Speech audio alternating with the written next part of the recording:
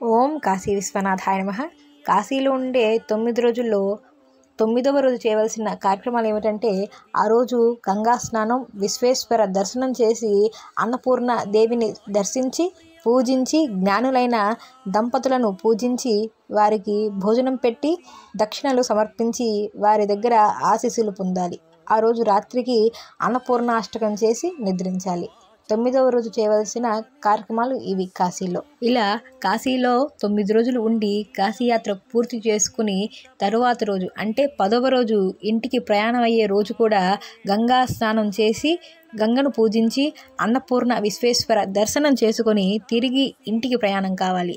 ఇలా కాశీలో ఉండే 9 రోజులు ఏ రోజు ఏ కార్యక్రమాలు చేయాలో ఆ కార్యక్రమాలు చేయటం ద్వారా వారి కాశీయాత్ర పరిపూర్ణమవుతుంది.